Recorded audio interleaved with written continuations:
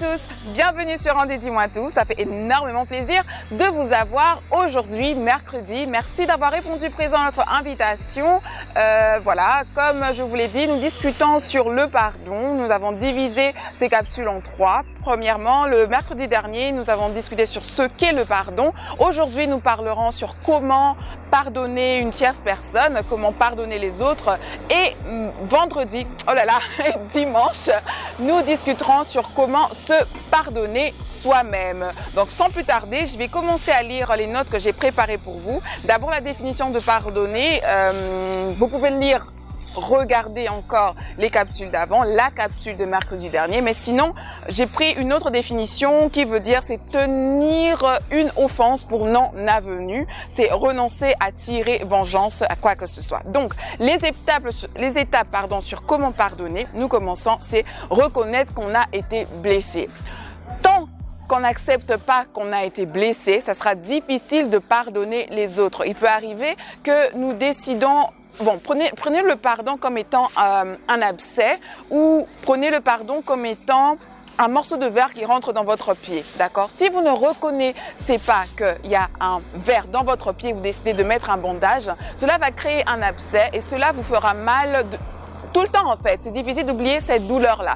D'abord, il faudrait trouver l'abcès et accepter qu'on a été pardonné parce que le plus vous avez tendance à très vite oublier vos souffrances, sans guérir le mot lui-même, moins vous serez apte à pardonner la tierce personne. Vous aurez toujours ce sentiment de ressenti et cette envie de vengeance va croître de plus en plus. D'accord? La troisième étape, c'est prendre la bonne décision. Le pardon est une décision. C'est la chose la plus difficile, mais c'est l'une des choses que Dieu nous a demandé de faire. Il y a des conséquences lorsque nous ne pardonnons pas. Peut-être que nous allons en discuter. Alors, essayez un peu de voir, de peser de peser les mauvais côtés du non-pardon. Donc, acceptez de pardonner, décidez de pardonner, prenez la bonne décision de pardonner, peu importe la douleur, vous l'avez accepté. Maintenant, acceptez aussi de pardonner. La troisième étape, c'est de dire sa souffrance.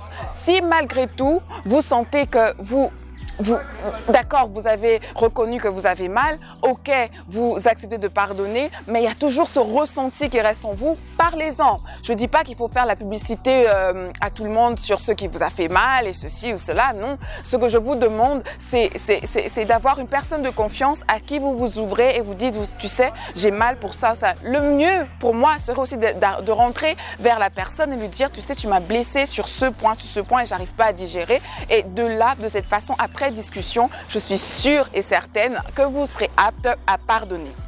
Nous sommes au point 3. Le point 4 nous dit, c'est recevoir la guérison. Là, c'est le moment où, pour les croyants, Dieu peut intervenir. C'est de se tourner vers Dieu, de dire à Dieu, Seigneur, est-ce que tu peux m'aider à panser mes plaies parce que j'ai besoin vraiment fortement de guérison. La cinquième étape, c'est s'ouvrir au don du pardon. Une fois que la guérison a été enclenchée, votre cœur est ouvert à recevoir le don du pardon. C'est aussi les bienfaits qui viennent avec le pardon et à savoir que vous vous sentez mieux après avoir pardonné une personne. De plus en plus, vous voudrez avoir cette sensation de bien-être qui viendra et voilà.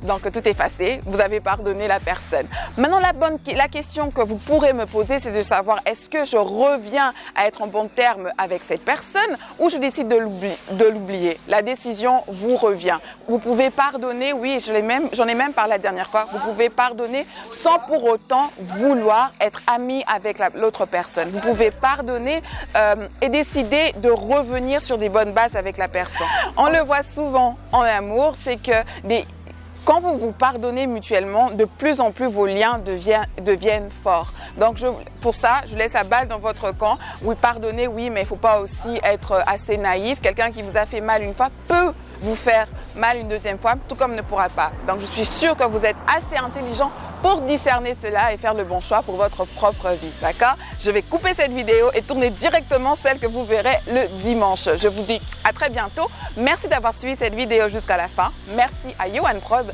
d'avoir tourné ceci pour moi et à vous, comme je l'ai dit, je vous retrouve dimanche.